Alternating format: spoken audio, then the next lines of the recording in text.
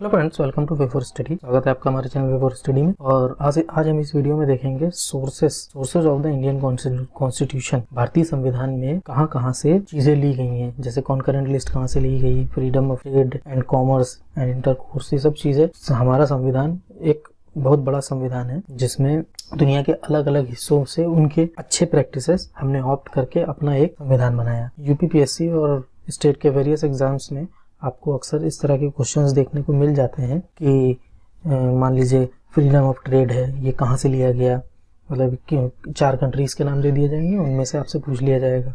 तो concurrent list जो है, जो स्टेट लिस्ट और सेंट्रल लिस्ट और कॉन्करेंट लिस्ट होती है जिसमें स्टेट और सेंटर दोनों के सब्जेक्ट दिए होते हैं, तो वो आपकी ली गई है ऑस्ट्रेलिया से। Borrowed feature of Indian constitution. तो इसके साथ साथ ये भी देख लीजिए कि ये जो कॉन्करेंट लिस्ट है ये आपके 7th शेड्यूल के अंडर आती है और आर्टिकल 246 के अंडर आती है।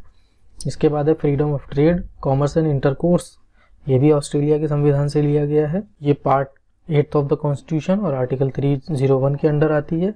फिर जो ज्वाइंट सिटिंग होती है दोनों हाउसेस की, यानी राज्यसभा और लोकसभा की जो ज्वाइंट सिटिंग होती है, जो आर्टिकल 108 के अंदर आती है, वो भी आपकी ऑस्ट्रेलिया से ली गई है।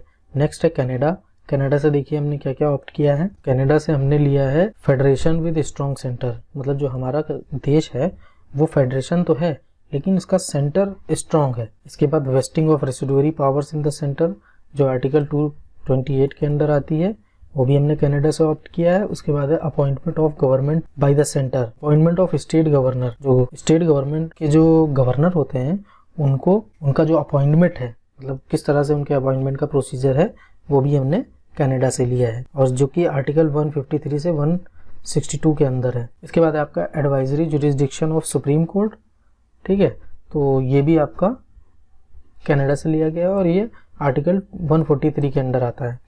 इसके बाद बहुत मेन इम्पॉर्टेंट है वो है directive principle of state policy, जो कि हमारे कॉन्स्टिट्यूशन में आर्टिकल 36 से 51 में आती है, ये भी आयरलैंड से लिया गया है। फिर nomination of member of Rajya Sabha, जो 12 मेंबरों का नॉमिनेशन होता था 12 मेंबर का, वो भी आयरलैंड से लिया गया है, जो कि आर्टिकल। इसके बाद method of election of president, मतलब प्रेसिडेंट के इलेक्शन का जो मेथड है वो भी आयरलैंड से लिया गया है।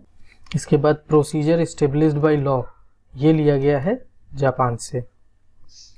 फंडामेंटल ड्यूटीज ली गई हमारी यूएसएसआर, सोवियत यूनियन से, ठीक है। और फंडामेंटल ड्यूटीज हमारे संविधान में ऐड कैसे की गई है, ये की गई है 42nd कॉन्स्टिट्यूशनल अमेंडमेंट एक्ट 1976 से, ठीक है। इसके बाद है ideal of justice, social economic and political, जो जस्टिस का आइडिया है जो प्रियम्बल में है, वो भी आपका यूएसएसआर से लिया गया है, यानी रशिया से। इसके बाद यूके से हमारे संविधान में क्या क्या इनकलकेट किया गया है। यूके से हमारे संविधान में जो बोरोड है वो है पार्लियामेंट्री गवर्नमेंट, मतलब हमारी जो गवर्नमेंट है वो पार्लियामेंट्री फॉर्म ऑफ गवर्नमेंट है, ना कि प्रेसिडेंशियल फॉर्म ऑफ गवर्नमेंट है हमारे देश के। इसके बाद रूल ऑफ लॉ, ये भी यूके से लिया गया है। फिर है लेजिस्लेटिव प्रोसीजर्स, जो भी लेजिस्लेटिव प्रोसीजर होते हैं, विधानसभा के जितने भी प्रोसीजर हैं वो आपके यूके से लिए गए हैं। फिर सिंगल सिटीजनशिप, ये भी यूके से ली गई है, जबकि अमेरिका में क्या है कि वहाँ पे यूएसए में जो है डबल सिटीजनशिप है, मतलब स्टेट की अलग से नागरिकता होती है और सेंटर की अलग से नागरिकता होती है। इसके बाद है कैबिनेट सिस्टम, जो कैबिनेट में मंत्री बनते हैं, लगभग 15 से 20 मंत्री होते हैं जिनके हाथ में मेन पावर होता है।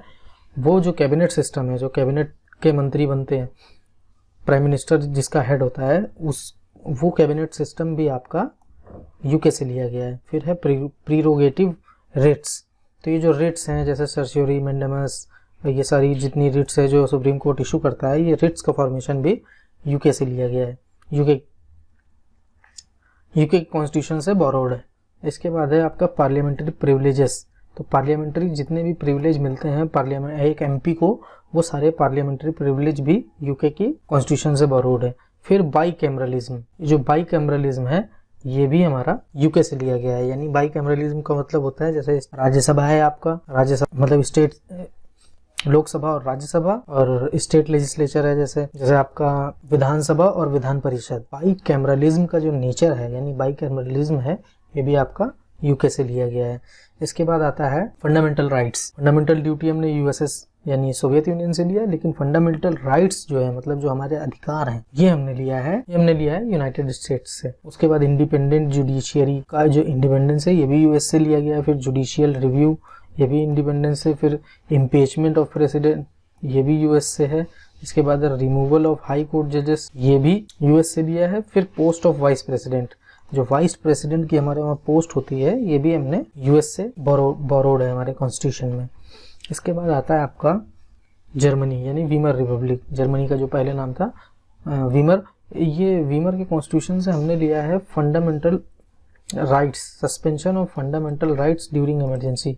मतलब जो हमारे देश में इमरजेंसी लग जाती है तो उस वक्त जो हमारे फंडामेंटल राइट्स होते हैं वो कर्टेल किए जा सकते हैं। इसके बाद है साउथ अफ्रीका। तो साउथ अफ्रीका से हमारे कॉन्स्टिट्यूशन में क्या बोरोड है, तो साउथ अफ्रीका के संविधान से हमने लिया है procedure of amendment of Indian constitution. तो हम इंडिया के कॉन्स्टिट्यूशन को किस तरह से अमेंड कर सकते हैं ये साउथ अफ्रीका से लिया गया है। मतलब वोटिंग होगी, कितना % मेंबर होंगे, ये सारा पूरा प्रोसेस साउथ अफ्रीका से है। उसके बाद है इलेक्शन ऑफ राज्यसभा। तो राज्यसभा के जो मेंबर हैं उनका जो इलेक्शन है वो किस तरह से होगा, ये भी हमारा साउथ अफ्रीका से कॉन्स्टिट्यूशन से बोरोड है। इसके बाद आता है रिपब्लिक। जो रिपब्लिक नेचर है, ये इंडिया एक रिपब्लिक है। हम लोग रिपब्लिक डे कब बनाते हैं ये आपके लिए क्वेश्चन है, इसका आंसर आप कमेंट बॉक्स में करिए।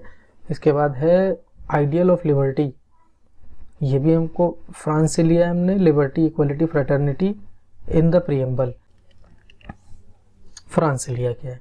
इसके बाद आता है गवर्नमेंट ऑफ इंडिया एक्ट, ये सबसे बड़ा है, ठीक है। गवर्नमेंट ऑफ इंडिया एक्ट 1935, जो अंग्रेज़ों ने शासन करते समय हमारे इंडिया में कानून बनाए हमको गवर्न करने के लिए। मतलब जैसे रेगुलेटिंग एक्ट आया, रेगुलेटिंग एक्ट 1813, 1833, इस तरह से जब इन्होंने 1935 बनाया था गवर्नमेंट ऑफ इंडिया एक्ट 1935, तो इसमें भी बहुत सारे ऐसे प्रोविज़न थे जिनको हमने अपने कॉन्स्टिट्यूशन में इनकलकेट किया। तो उसमें पहला है फेडरल स्कीम। फेडरल स्कीम जो है ये हमने इससे लिया है। इसके बाद है office of governor, government of India act 1935 से लिया है। फिर जुडिशियरी का जो सिस्टम है ये भी इससे लिया है। फिर पब्लिक सर्विस कमीशन, ये जितनी पब्लिक सर्विस कमीशन है, स्टेट पब्लिक सर्विस कमीशन या ये सारे पब्लिक सर्विस कमीशन का जो प्रोविज़न है ये भी हमने गवर्नमेंट ऑफ इंडिया एक्ट 1935 से लिया है। इसके बाद आता है आपका emergency provision and administrative details. जो इमरजेंसी के जो प्रोविज़न है वो भी हमने गवर्नमेंट ऑफ इंडिया एक्ट 1935 से लिया। साउथ अफ्रीका शायद हो गया है, साउथ अफ्रीका हमने ऊपर कर लिया। हाँ, south Africa procedure of the amendment of the Indian constitution. अगर अभी तक आपने हमारे चैनल को सब्सक्राइब नहीं किया है तो चैनल को सब्सक्राइब कर लें और बेल आइकन दबा लें, जिससे आपको हमारे आने वाले वीडियो सभी मिलते रहें। यहाँ पे आप जा कर के हमारे यूट्यूब चैनल पे जा सकते हैं इस PDF से। अगर आपको ये PDF चाहिए तो आप टेलीग्राम पे हमको ज्वाइन कर सकते हैं। टेलीग्राम पे आप जा कर के सर्च करेंगे वे फॉर स्टडी, तो आपको वहाँ पे हमारे चैनल हमारे लोगों के साथ मिल जाएगा। चलिए आज के लिए इतना ही, मिलते हैं नेक्स्ट वीडियो में। Thank you.